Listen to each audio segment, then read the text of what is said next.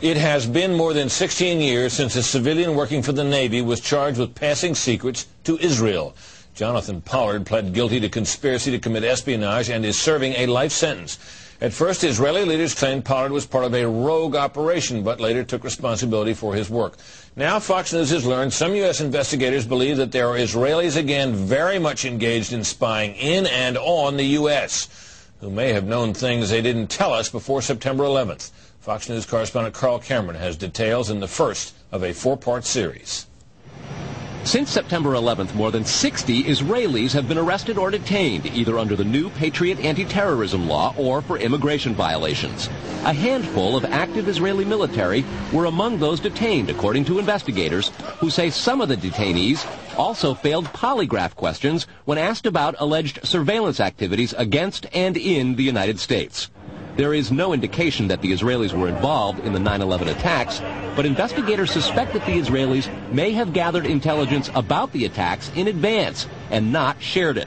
A highly placed investigator said there are, quote, tie-ins, but when asked for details, he flatly refused to describe them, saying, quote, evidence linking these Israelis to 911 is classified. I cannot tell you about evidence that has been gathered. It's classified information. Fox News has learned that one group of Israelis, spotted in North Carolina recently, is suspected of keeping an apartment in California to spy on a group of Arabs who the United States is also investigating for links to terrorism. Numerous classified documents obtained by Fox News indicate that even prior to September 11th, as many as 140 other Israelis had been detained or arrested in a secretive and sprawling investigation into suspected espionage by Israelis in the United States. Investigators from numerous government agencies are part of a working group that's been compiling evidence since the mid-90s. These documents detail hundreds of incidents in cities and towns across the country that investigators say, quote, may well be an organized intelligence gathering activity. The first part of the investigation focuses on Israelis who say they are art students from the University of Jerusalem and Bezalel Academy. They repeatedly made contact with U.S. government personnel, the report says, by saying they wanted to sell cheap art or handiwork.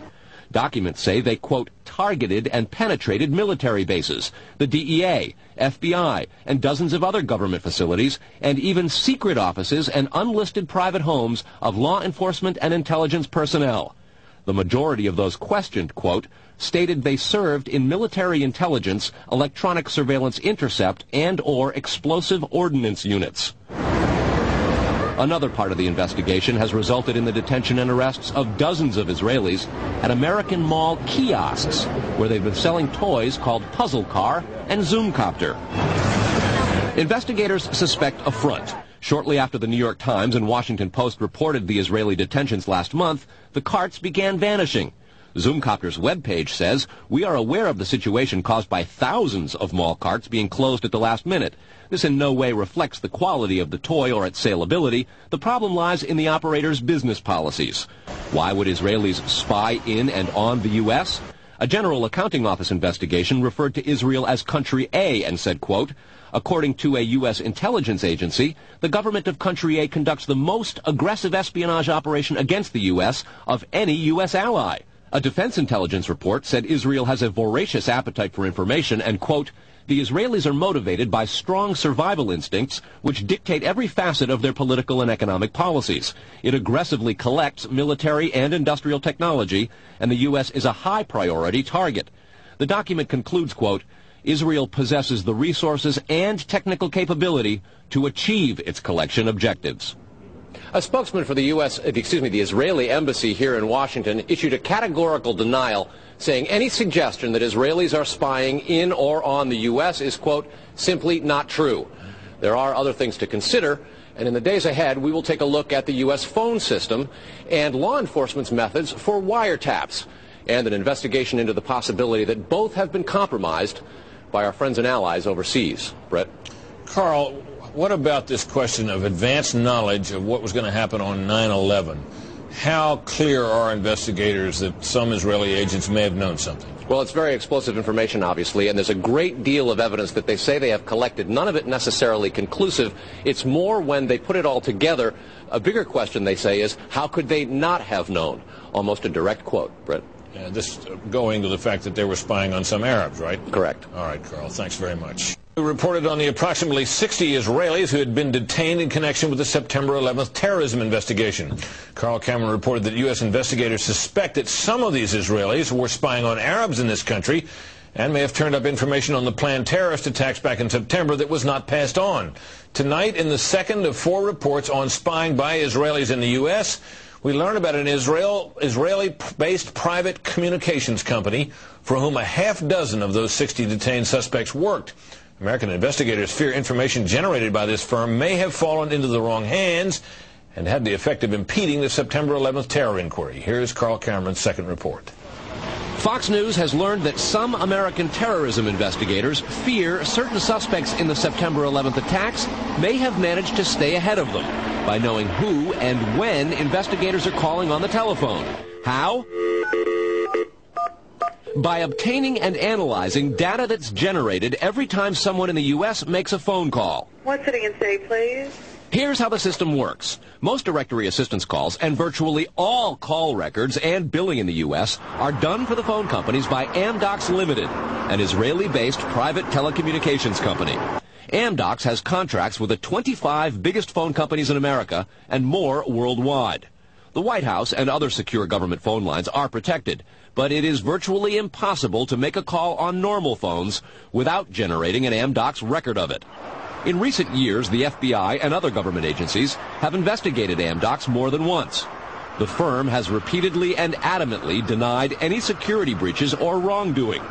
But sources tell Fox News that in 1999, the super-secret National Security Agency, headquartered in northern Maryland, issued what's called a top-secret, sensitive, compartmentalized information report, TSSCI, warning that records of calls in the United States were getting into foreign hands, in Israel in particular.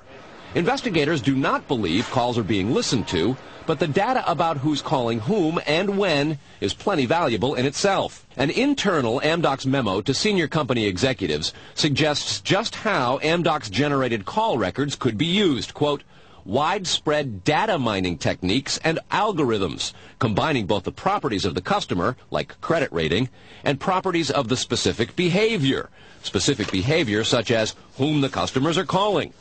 The Amdocs memo says the system should be used to prevent phone fraud, but U.S. counterintelligence analysts say it could also be used to spy through the phone system. Fox News has learned that the NSA has held numerous classified conferences to warn the FBI and CIA how Amdocs records could be used.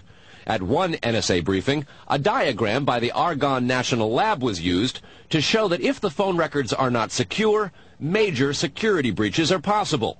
Another briefing document said, quote, it has become increasingly apparent that systems and networks are vulnerable. Such crimes always involve unauthorized persons or persons who exceed their authorization, acting on exploitable vulnerabilities.